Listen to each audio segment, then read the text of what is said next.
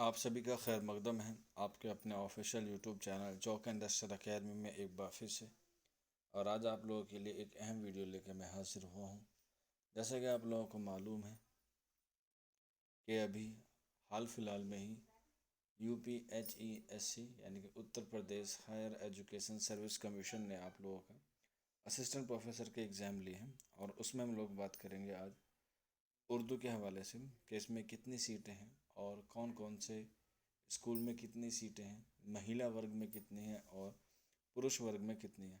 तो कुल पदों की जो तादाद है वो है 8 है, जिसमें से 5 जो है वो आप लोग देख सकते हैं सह शिक्षा महाविद्यालय के पद पर हैं। और इसके अलावा जो 3 हैं वो महिलाओं के लिए हैं।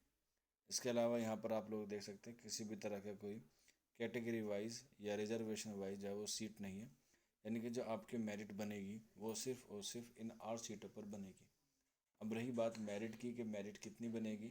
अगर हम लोग पेपर का कंक्लूज़न किया जाए या पेपर पे निष्कर्ष निकाल लिया जाए, या हम लोग कह सकते हैं कि उसका थोड़ा सा एनालाइज करने के बाद जब हम लोग देखते हैं कि यहाँ पर जो कट ऑफ है वो कितनी रहने वाली है या पेपर का लेवल कैसा है, तो मैं कह सकता हूँ कि पेपर का जो लेवल है वो बिल्कुल ठीक ठाक था, जो एक असिस्टेंट प्रोफेसर के लिए होना चाहिए।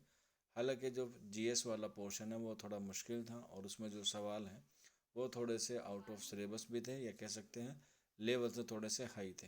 वहीं अगर हम लोग बात करें उर्दू के हवाले से, तो उर्दू का पेपर इजी था, लेकिन उसमें 3-4 क्वेश्चन जो है वो गलत दिए गए थे। जैसे कि एक सवाल आया था कि मुसाफिर की डायरी किसकी तसनीफ़ है, तो देखा जाए तो ख्वाजा अहमद अब्बास इसका आंसर है, लेकिन ऑप्शन में जो है वो इसका ऑप्शन जो है वो नहीं था ख्वाजा अहमद अब्बास, तो उसको जो है वो डिलीट किया जा सकता है।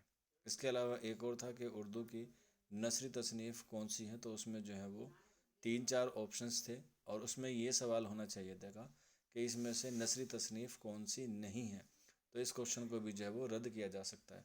तो इस तरीके से और भी सवाल हैं, उस पर मैं आपको एक अलग से वीडियो प्रोवाइड करा दूँगा। जो आज हमारा टॉपिक है वो है हमारा कि कट ऑफ के हवाले से बात करेंगे, लेकिन उससे पहले हम लोग बात करेंगे कि यहाँ पर जो है वो कौन कौन से स्कूल में जो है वो आपकी कितनी सीटें हैं।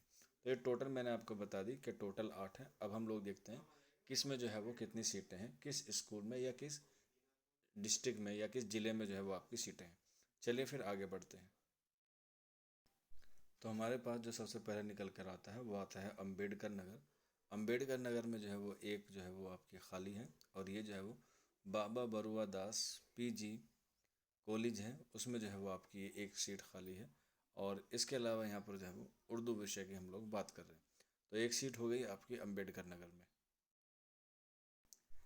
इसके बाद हम लोग दूसरी बात करते हैं, तो दूसरी आपकी पोस्ट है उर्दू की, यहाँ पर भी एक पोस्ट खाली है, और ये है आपका गणपत सहाय PG यानी कि पोस्ट ग्रेजुएशन कॉलेज सुल्तानपुर में।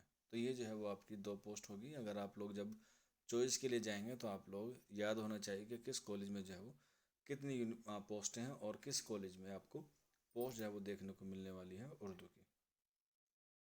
इसके बाद हमारा जो अगला कॉलेज है वो है हमारा अगला कॉलेज लखनऊ का, और ये है वेदांता हिंदू डिग्री कॉलेज, और इसमें जो है वो क्या है उर्दू की एक पोस्ट खाली है। तो ये हमारी 3 हो गई, एक अम्बेडकर नगर, दूसरा सुल्तानपुर और तीसरा लखनऊ।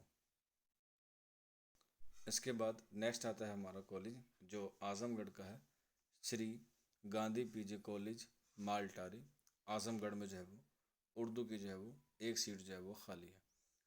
इसके बाद आगे बढ़ते हैं। आज़मगढ़ के बाद यहाँ पर बात करते हैं गोजुस दास हिंदू गर्ल्स कॉलेज, जो मुरादाबाद में है, और ये महिला विद्यालय है यानी कि महिला महाविद्यालय। इसमें जो सिर्फ और सिर्फ जो है वो महिला के लिए जो है वो एक सीट क्या रखी गई है। तो इस तरीके से ये क्या है आपका एक कॉलेज हुआ जिसमें महिलाओं के लिए जो है वो सीट है। हालांकि 3 सीट हैं महिलाओं के लिए 8 में से। इसके बाद क्रमांक नंबर 95 में ये बहेड़ी का है जो बरेली में पड़ता है। यहाँ पर भी जो है वो एक पोस्ट है उर्दू की, गन्ना उत्पादक स्नातक महाविद्यालय बहेड़ी जो बरेली के आसपास पड़ता है, उसमें भी आपकी जो है वो एक पोस्ट खाली है। इसके बाद यहाँ पे नेक्स्ट देखते हैं, एक कॉलेज है आपका इस्माइल नेशनल महिला PG कॉलेज। ये जो है वो मेरठ में है, और ये भी जो है वो महिला महाविद्यालय है और इसमें भी जो है वो एक सीट महिला वर्ग में है। तो इस तरीके से हमने देखा कि महिला और पुरुष वर्ग में जो है वो कितनी सीटें हैं। इसके बाद आगे बढ़ते हैं। तो यहाँ पे इस तरीके से हम लोग देख सकते हैं कि यहाँ पर जो है वो तमाम सीट का ब्यौरा है। और अगर हम लोग ये देखें कि इसमें जो है वो ज़्यादातर जो है वो आपका काफ़ी सारी जगहों पर जो है वो आपका उर्दू की सीट जो है वो देखने को मिलने वाली है। अब इसमें जो है वो अलग अलग कैटेगरी वाइज जो है वो आपकी कट ऑफ पर जो है वो हम लोग एक थोड़ी सी नज़रसानी कर लेते हैं। और अगर हम लोग इसमें बात करें कि मेनली जो है वो आपकी 4 कैटेगरीज होती हैं, जिसमें आपकी क्या आती है, आपकी कट ऑफ आती है। ओबीसी, यूआर, एससी, एसटी के बारे में बात करते हैं।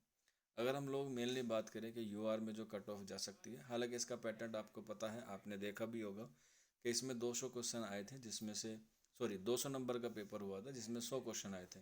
अभी 30 नंबर का इंटरव्यू होना बाकी है। तो ओवरऑल जो कट ऑफ है वो बाद में बनेगी, लेकिन इंटरव्यू के लिए कॉल जो आ सकता है वो उन बच्चों का आ सकता है जिन्होंने तकरीबन 70 या 75 के आसपास परसेंट की बात कर रहा हूँ, क्वेश्चंस को जो है वो सोल्व किया होगा। यानी कि 100 में से अगर आपने 70 या 75 का क्रॉस कर लिया होगा या उसके दरमियान आपने रखा होगा, तो आपको जो है वो इंशाल्लाह क्या हो जाएगा, सिलेक्शन हो जाएगा।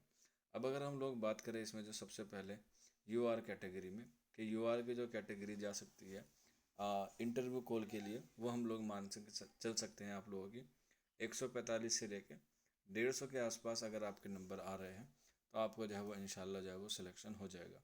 पेपर का लेवल देख के ही मैं उसको बता रहा हूँ।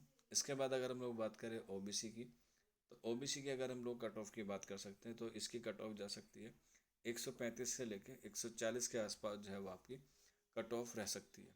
इसके बाद अगर हम लोग बात करें एससी और एसटी की, इसकी जो कट ऑफ जा सकती है वो जा सकती है 115 से लेके 120 के आसपास आपकी जो है वो कट ऑफ रह सकती है। ये आपकी जो है वो कट ऑफ है असिस्टेंट प्रोफेसर उर्दू के लिहाज से, जो आपकी क्या होगी एग्ज़ाम के हवाले से आपने एनालाइज करने के बाद मैंने ये कट ऑफ बनाई है। ये एक्सपेक्टेड है, हो सकता है इससे 1-2 नंबर ऊपर नीचे हो सकता है। बाकी आप लोग अपना जो एक अंदाज़ा होता है वो आप लोग बता सकते हैं नीचे कमेंट बॉक्स में, या फिर हम लोग इसकी एक पर्टिकुलर कह सकते हैं कि इसकी जो एक ऑथेंटिक कट ऑफ है वो तभी आ सकती है जब आपकी आंसर की आ जाएगी। आंसर की कब आएगी इसके बारे में जैसी इन्फॉर्मेशन मिलेगी आपको बता दिया जाएगा। आज की वीडियो में इतना ही। शुक्रिया फॉर वॉचिंग दिस वीडियो।